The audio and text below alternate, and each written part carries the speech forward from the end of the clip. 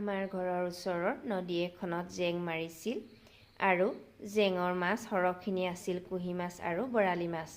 আমি যিহেতু বৰালি মাছ নাখাওঁ, সেইটো কাৰণে হাজবেণ্ডে গৈ এয়া কুহি মাছকে 1 কেজি লৈ আহিলে। মাছকেইটা একেবাৰে যি আছেই। এতিয়া মই মাছকেইটা ধুনীয়াকৈ বাকলি গুচাই কাটি ধুই লওঁ। মাছখিনি বাকলি গুচাই পিচ পিচ কৰি মই ধুনীয়াকৈ ধুই এয়া নিমখ হালধি সানি ল'লোঁ। অন্যহাতে এয়া মাছৰ কিমান ধুনীয়া পেটু ওলাইছে চাওকচোন। এইখিনি মই পিঠাগুড়িৰ সৈতে জুইত পুৰিম। জ্বলাই জুইৰ ওপৰত মই এখন মাটিৰ কেৰাহী পাতি দিছোঁ। কেৰাহীখন গৰম হৈছে আৰু ইয়াতে অলপমান তেল যোগ কৰি দিছোঁ। তেলখিনি গৰম হৈছে আৰু ইয়াতে মই এতিয়া মাছখিনি আধা ভাজি ল'ম।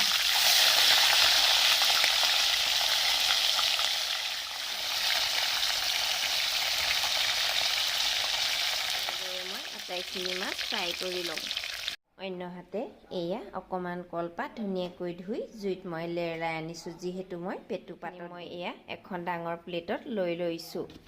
আৰু এয়া বৈয়ামত দেখিছেনে, এয়া হৈছে পিঠাগুড়ি। মই ধুনীয়াকৈ মিক্সিত খুন্দি ভাজি থৈছোঁ। যিহেতু এনেদৰে থ'লে কেতিয়াবা বিশেষ বিশেষ কামত ব্যৱহাৰ কৰিব পৰা যায়। বাৰু যি কি নহওক, এতিয়া মই ইয়াতে অলপমান ভজা পিঠাগুড়ি যোগ কৰি দিছোঁ আৰু এয়া জোখমতে নিমখ দিছোঁ, অকণমান হালধিও দিছোঁ আৰু এয়া আমাৰ ঘৰৰ অলপমান মিঠাতেল যোগ কৰি দিছোঁ। এতিয়া মই এই আটাইখিনি ধুনীয়াকৈ সানি লওঁ। ইয়াত মই এক্সট্ৰা পানী যোগ নকৰোঁ। মোৰ পিঠাগুড়িৰ সৈতে পেটুখিনি সনা হৈ গ'ল। মই বৰ বেছি টানকৈ সনা নাই। অন্যহাতে এয়া কলপাত এটুকুৰা লৈছোঁ আৰু তাৰ ওপৰত আৰু এটুকুৰা লৈছোঁ। আৰু এতিয়া ইয়াতে এই পেটুৰ লাড়ুটো দি দিছোঁ। এতিয়া মই ধুনীয়াকৈ ৰছীৰে বান্ধি লওঁ। এয়া মই টোপোলাটো ধুনীয়াকৈ বান্ধি ল'লোঁ। অন্যহাতে গেছটো জ্বলাই গেছৰ ওপৰত এখন মই কেৰাহী পাতি দিছোঁ। কেৰাহীখন গৰম হৈছে আৰু ইয়াতে অকণমান মিঠাতেল যোগ কৰি দিছোঁ। অকণমান মিঠাতেল দি দিছোঁ। তেলখিনি গৰম হৈছে আৰু ইয়াতে কেইটামান মেথি গুটি দি দিছোঁ। মেথি গুটিখিনি হৈছে আৰু ইয়াতে এটা সৰুকৈ পিঁয়াজ কাটি দি দিছোঁ। পিঁয়াজখিনি মোৰ এয়া ৰঙচুৱা হৈছে আৰু মই এয়া জাতিলাও অলপ বইল কৰি ৰাখিছিলোঁ আৰু এইখিনি ইয়াত দি দিছোঁ। জোখমতে এয়া নিমখ হালধি যোগ কৰি দিছোঁ। এতিয়া এইখিনি ভালদৰে মিক্স কৰি ল'ম। আজি মোৰ জাতিলাও আৰু মাছৰ আঞ্জাৰ মোৰ ইনগ্ৰিডিয়েণ্টছ হৈছে এয়া জলফাই। জলফাইকেইটা মই ধুনীয়াকৈ ধুই কটাৰীয়ে আগ দি লৈছোঁ আৰু এতিয়া এই দুটাৰ সৈতে মই জাতিলাওখিনি অলপ সময় ভাজি ল'ম। মোৰ জাতিলাওখিনি ধুনীয়াকৈ ভাজ খাইছে। এতিয়া মই ইয়াতে গৰম পানী কৰি থৈছিলোঁ আৰু এয়া জোখমতে যোগ কৰি দিছোঁ।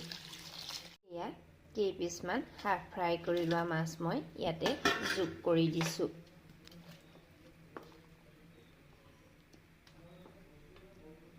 আৰু ঢাকোনখন এনেদৰে মাৰি মই এইখিনি আধা ঘণ্টা বা 40 মিনিট সময় উতলিবলৈ দিম।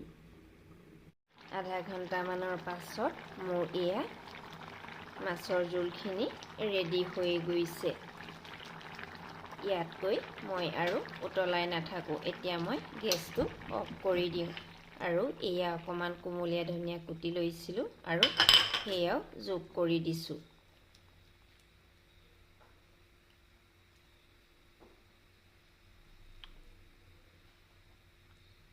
আঞ্জাখন কিমান ধুনীয়া বগা হৈছে চাওকচোন। লোকেল মাছ, তাতে আকৌ জলফাই টেঙা দি বনোৱা হৈছে। অন্যহাতে মাছৰ পেটুখিনি পুৰিবৰ কাৰণে এয়া ফুটছাইখিনি মই অকণমান এনেকুৱা খাল কৰি লৈছোঁ। এতিয়া মই এই টোপোলাটো ফুটছাইত সুমিয়াই দিছোঁ। ডাইৰেক্ট আঙঠা জুইত সুমিয়াই দিলে কলপাতখিলা দেই যায় আৰু পেটুখিনি মাজলৈকে নিসিজে। সেইটো কাৰণে মই ইয়াত অলপমান ফুটছাই দিছোঁ আৰু এতিয়াহে ফুটছাইখিনিৰ ওপৰত অকণমান গৰম অঙঠা দি দিম আৰু এনেদৰে পেটুখিনি সিজি থাকিব। বেছি টাইম নালাগে, 5 মিনিট 6 মিনিটতে হৈয়ে যাব। অন্য হাতে আকৌ এয়া খাবৰ কাৰণে ডেকটোত অলপমান গৰম পানী দি থৈছোঁ, যিহেতু এতিয়া ঠাণ্ডা দিন, ইমান ঠাণ্ডা পানী খোৱা নহয়। এয়া মাছৰ পেটুখিনি মই জুইৰ পৰা উলিয়াই আনিলোঁ আৰু এয়া ধুনীয়াকৈ সিজি গ'ল। মই এয়া এটুকুৰা ভাঙি দেখুৱাই দিছোঁ। মাজলৈকে এয়া ধুনীয়াকৈ সিজি গৈছে।